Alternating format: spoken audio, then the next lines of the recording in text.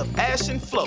This is Unbillable Hours, a podcast about professional services marketing. Stick around to listen to our insights, tips, and best practices to improve your firm's marketing and even your career.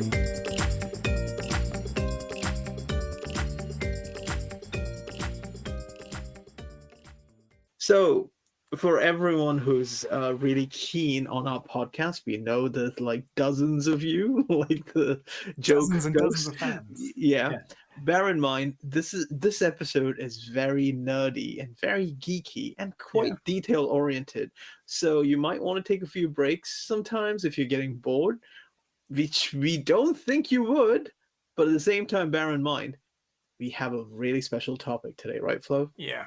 We have, and I should also say, take breaks if you need to, but don't run away. Push through it. It'll very much be worth it, because you'll be able to answer questions like what's a client's lifetime value for the firm, and how much money is too much money to spend to acquire one, and all these good things at the back end of it. So stay with us for this one. We'll say welcome back, everybody, to this new episode of the Unbillable Hours podcast. Welcome back. Flo and I have had some really good discussions prior to the podcast. Just so you guys are aware, we generally discuss the type of topics that we want to talk about before we come in, and then we just let it rip, because we are not a rehearsed, practiced bunch of this thing. We just like to talk. And that's how this whole thing began in the first place. Well, to be fair, there is talking points, and we're adding some substance to it, but there's not. Yeah, that's all there is, folks. Sorry. Yeah, just giving you a tiny bit of thing, because the two of us have been at it quite intensely today, and so today's topic, I'd like to introduce this, Flo, because I know you're going to be the one doing a lot of the talking. We are going to talk about unit economics, right, Flo? Yeah, we are, which that's a concept of, basic managing a company with certain financial views, I think. And I mean, you and I always talk about like marketing and sales and business priorities and how they should all align and come together. And we agree that marketing needs to be measured against business performance, against business results, and aligning closely with sales. So how do you do this? Like, what goes into it, and how do you measure this? And that's why we started, we want to talk about unit economics. So rather, Flo, I'll let you lead, because this is my favorite topic. Just kidding. Yeah. So talking about business, right?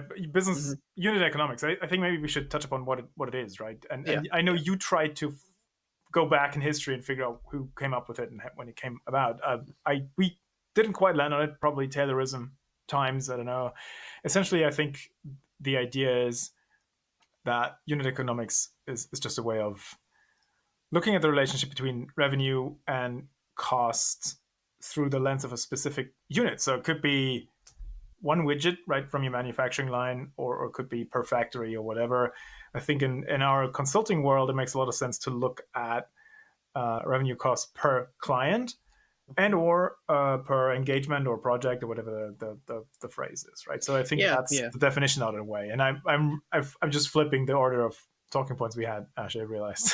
No, that's fine. And when we talk about projects, let's also bear in mind that large-scale consultancy firms run transformations. So essentially, the first transformation is a project, and the next one it is. And the next one, so you may be running a program that runs anywhere between like 3 and 10 years, but that has multiple projects, and your unit economics should be for those individual projects, because in the life cycle of your program, you might be upselling, you might be scaling, and you might be changing, and they have different metrics for the whole thing. Yeah. And I mean, what you mentioned there is, we should be honest about this. It can get quite complicated. Like even the definition of what is a client, right? Because they have business units, and then and there's budget splits and all that stuff. So depending on how large your firm is, how large the engagements are, that can get a bit complicated. And we will not get into the weeds of solving that. But I think your point still stands, right? You have to define what the unit is. Then you look at the firm economics. And we'll get into what that actually means. But I think, maybe reinforcing what you already said, the reason why we do that is because you should be measuring marketing success against business results. And unit economics can just be a powerful way of understanding business results. especially in an environment that is so, complex and high in variance as is consulting, right? Because you're not selling cars and each car has the same sticker price or roughly the same, but you're selling consulting projects and engagements and pilot projects and retainers and whatnot. So it gets messy pretty quickly, and unit economics can be an interesting way of trying to manage the complexity or maybe, reduce it to a certain point. So that makes a good question to the next segment, Flo. Why do we use it? Yeah, I think if you get a handle on revenue and cost on a unit level, what it allows you to do is you get a much clearer picture on the underpinning financials of business processes, like overall any process, but we are looking at the marketing business process, right? So you could start having discussions around how much do we pay to bring in a project or a client, right? Whatever the unit is.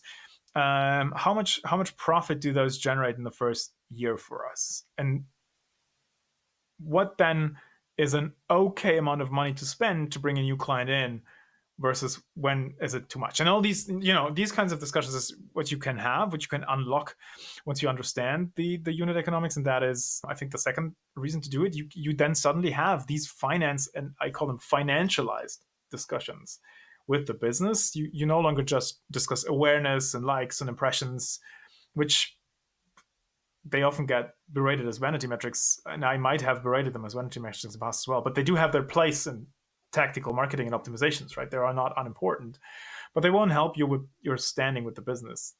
Being able to talk about unit economics definitely will. Because that goes right into the pocketbooks of partners and so forth, right?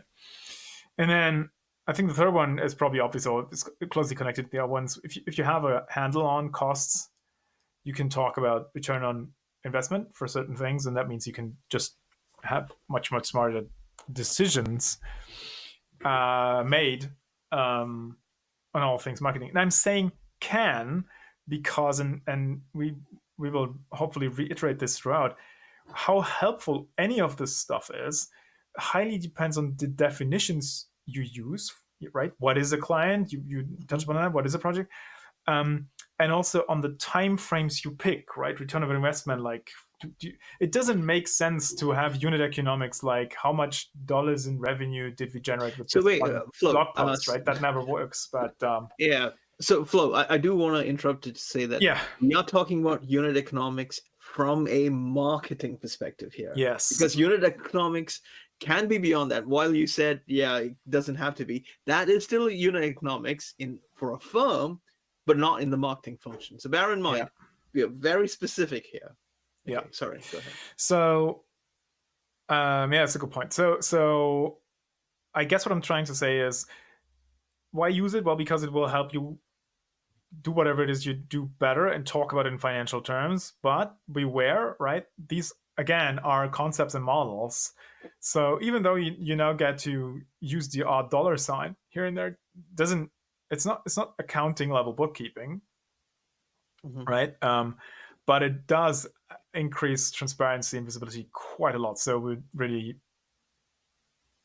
recommend you dive into them and try to get a handle on your firm's unit economics and start using those in marketing. Yeah. And bear in mind, this is one of the ways to justify why your firm needs marketing and why you actually exist, your raison d'etre for being a marketer. So unless you actually are able to explain in terms of like the actual purpose, function, and how you're driving revenue, you will face the constant issue of like trying to explain why what you do matters. And we've talked about things before where marketing goes ahead and does something. It shouldn't just do something, it needs to align. And unit economics is one of the things that you can use to show how it drives revenue. Yeah, and you mentioned revenue, and I think that's important because if you have a handle on unit economics, you can link marketing to revenue. You can also link it to other guys or whatever the phrase is you might have seen elsewhere, as seen on TV. You probably have seen in the world of software as a service companies or elsewhere, where marketing is much more numbers driven. But if with unit economics in hand, you can talk about pipeline velocity or throughput, right? You can talk about sales cycles. You can talk about cost of sales and how marketing lowers those over time, right? If it's done right, and all these things. So yeah, that's a good point. So that's you bring a really good point there, Flo. So like, how can our marketing friends who are listening here use it? Like, what do they have to do? Yeah, so let's so to get ahead of ourselves a little bit, I think getting a handle on the unit economics requires asking specific questions to the business, and we'll give you not all of those, but many. I think also in the show notes, I'll just put it there again, but we go through them in a minute. That's the general idea, but in order to get to that point where you can ask the questions, a few things might have to happen before that, right? Ash, this is where you and your stakeholder management again come in, as we discussed before, because you got to collaborate with the business and with sales to line it up, right? Yeah. You mean you basically need to set your processes, right? In terms of like working with the business to define your sales process, your stages, the terms, what your units are, exactly. What's an opportunity? How do we connect this to revenue? Giving them, giving them good discipline and all that. Go ahead. No, that's exactly right, because that's what I mentioned earlier. Is how helpful those concepts are is very dependent on your definitions. So to your point, yes, it definitely should start with sitting down with the business and getting those definitions or aligning around them.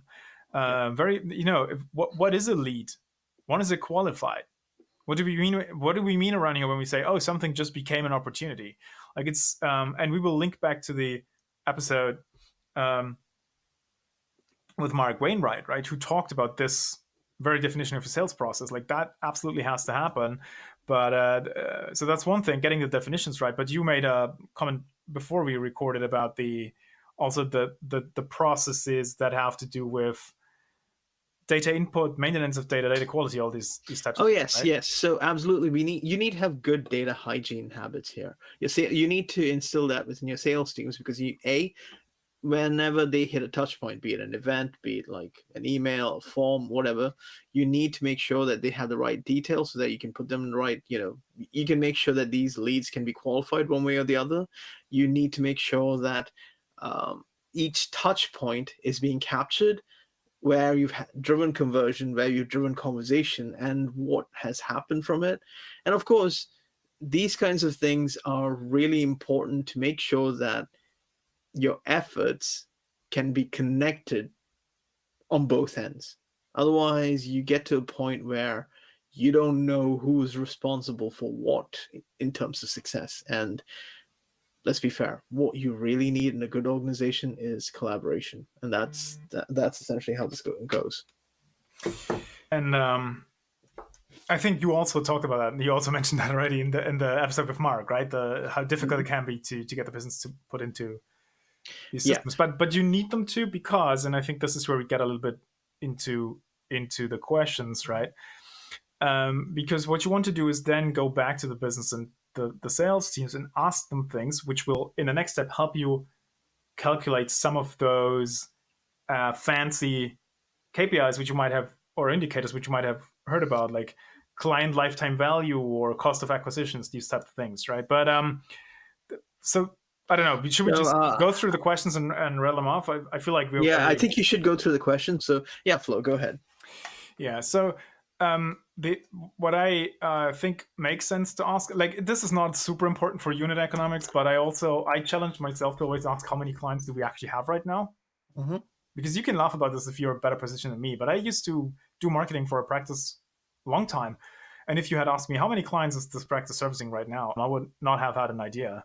And I mean, it's pretty normal to not, I think if it's a bit of a larger firm, it's pretty normal to not know every client or not be fully aware of everything coming in, but you should be able to sort of give the right swim lane, right? So, and I for some months or years I did this, I would not have been able to do that. I couldn't tell you, was it 20?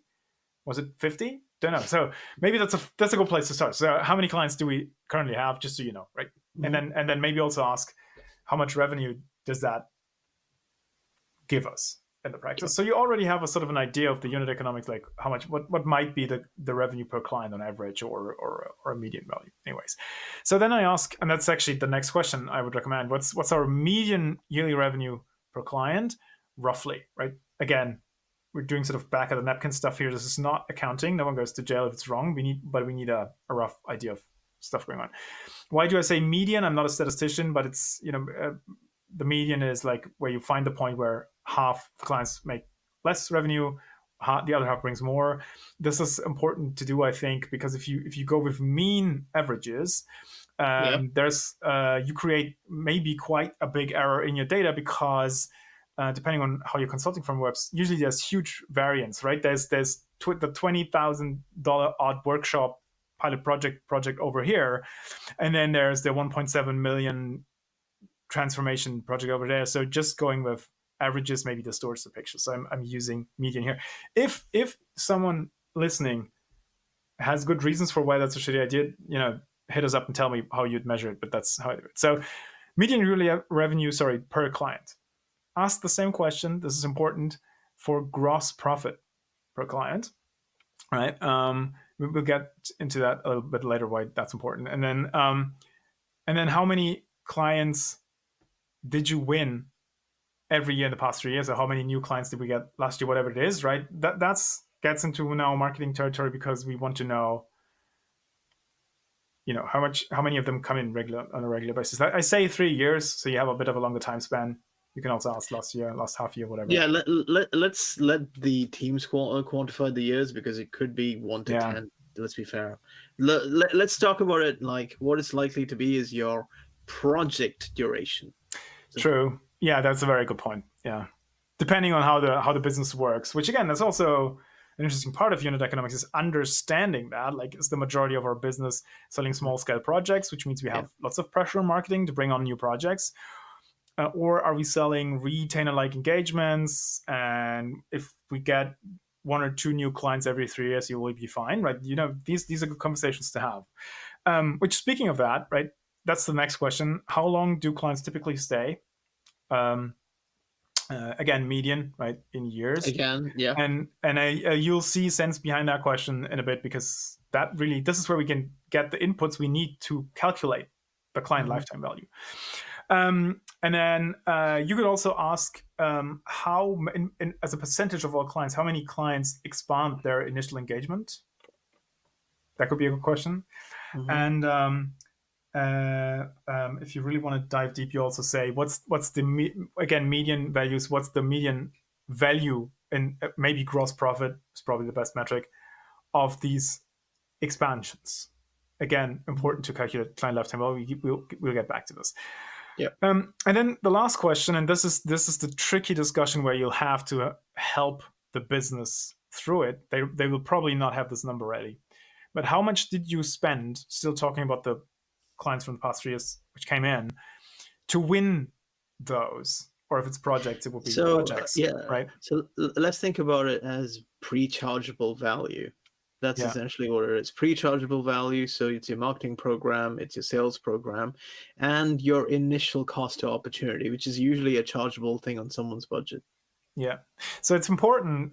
So the way you do this is you sort of ballpark a figure you've spent on new business generation over the past 3 years, and then you divide it by the number of clients that came in, right? If you spend 100,000 for marketing programs, salaries in marketing, business development programs, and the salaries, the partner time spent on business development activities, right? Because these are the inputs into that figure. 100,000, you brought in 2 clients. Okay, that's a cost of client acquisition of 50 grand per client. Now, these are very stupid numbers, but to keep the example. I think for our friends in consulting, it's easier to just go with chargeable, because it's how many hours did you spend on doing this business, pursuing this business opportunity? Yeah. And I want to double click on this just a little bit, because I find this with many of my clients. The hidden cost is probably easy to figure out. What was the marketing budget and how much do I pay the people in the marketing department? Cool, that's easy. So program spend and marketing salaries or sales salaries is easy.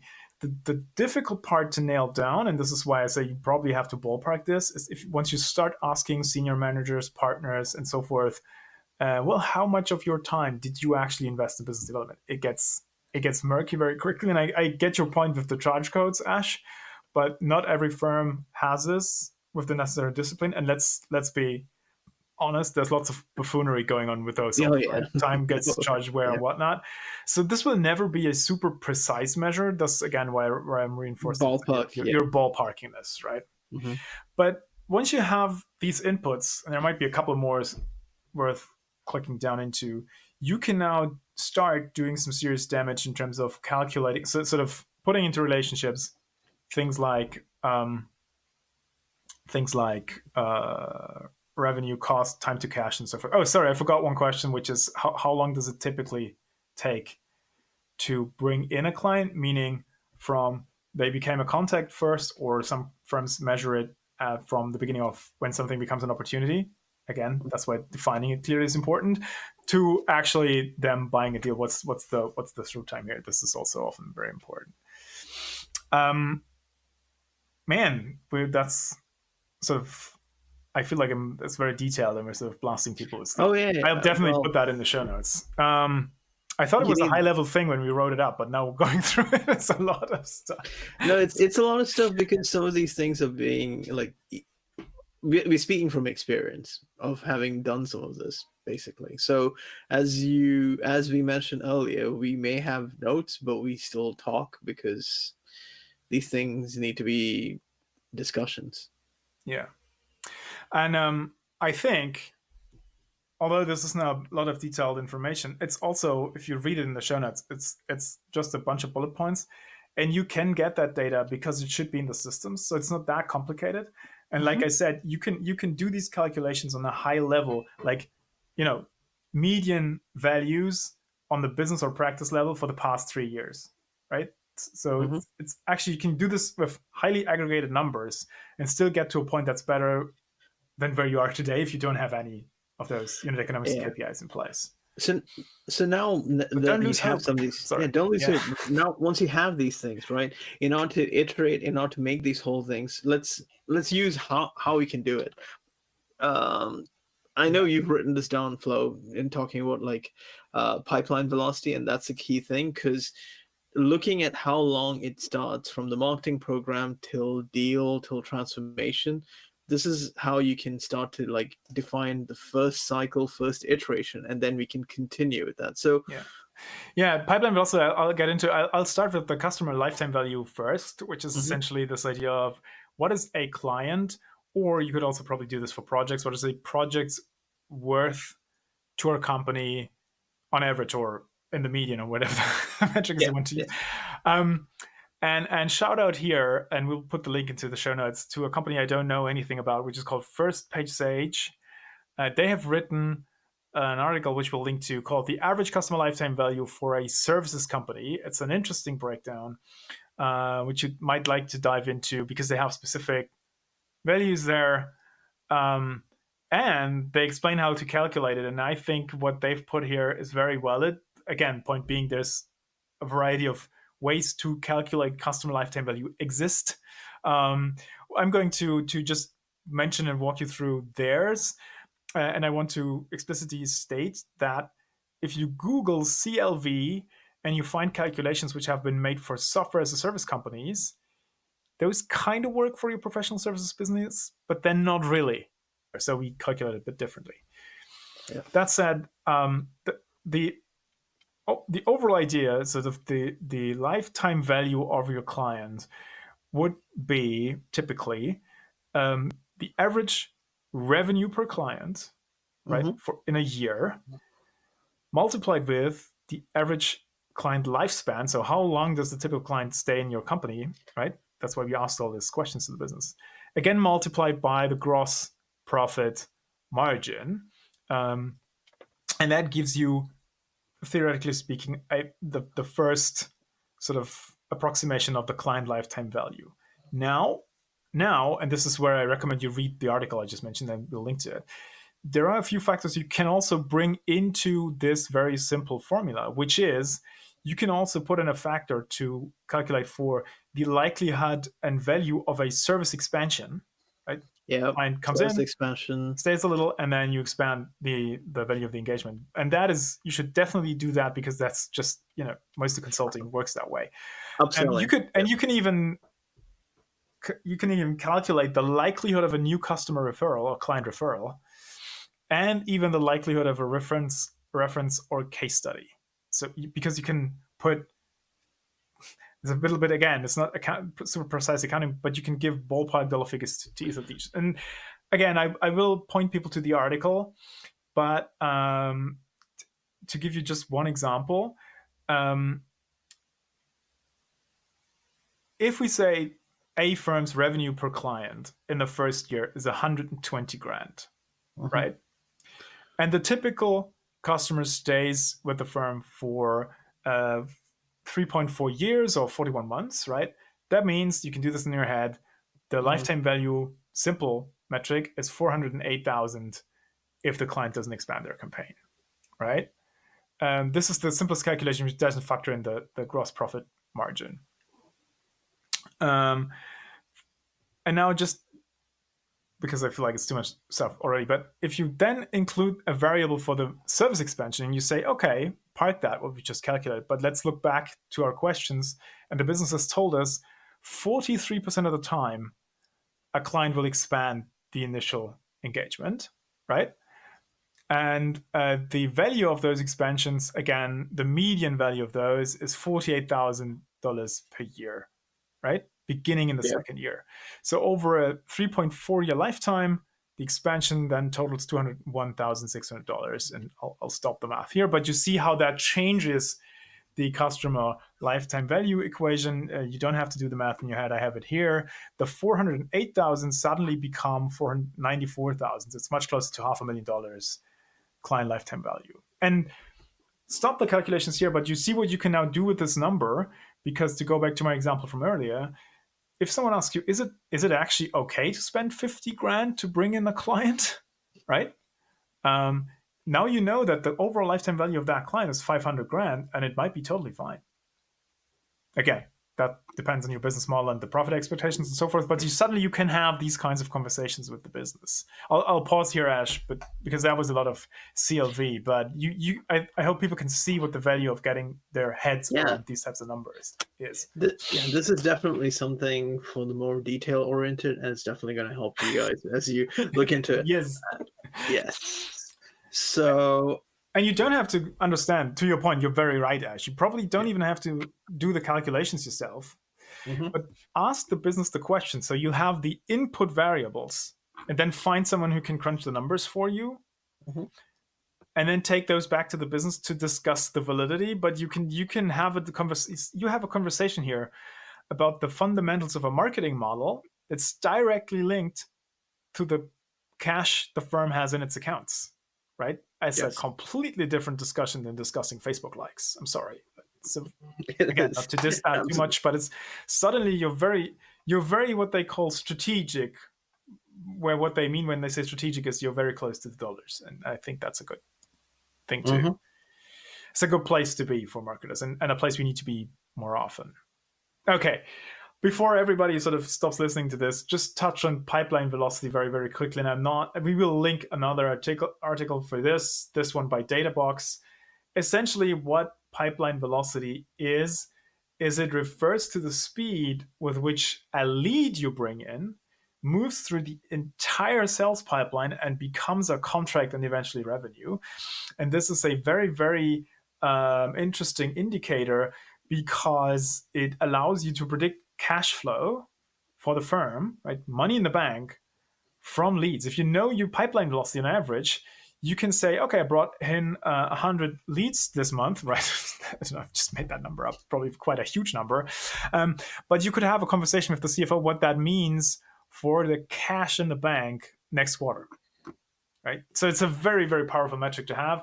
And essentially what you do there is you multiply the qualified opportunities in your pipeline with the average deal size and your overall win rate, and then you would divide all that thing by the length of your sales cycle. Again, you see how that harkens back to the questions we asked the business, and you get a very, very powerful number to play with, because again, now you can suddenly show if you can increase that number, if you can increase the speed with which leads move from I registered on your website to I paid an invoice, the finance side of the firm will love you for it. So obviously that is a very, very interesting number to have.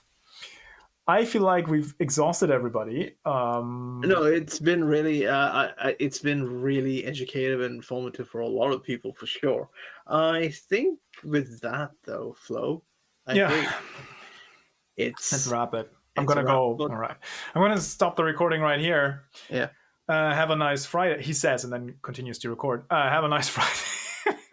Speak soon, Ash. That was a good one. Thanks. Yeah. No. Thanks for listening to Unbillable Hours. If you want more, tune in next week. You know where to find us.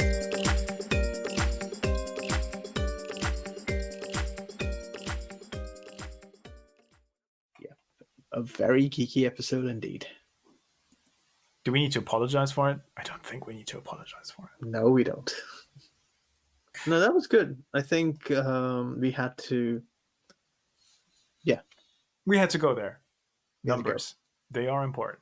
Anyways.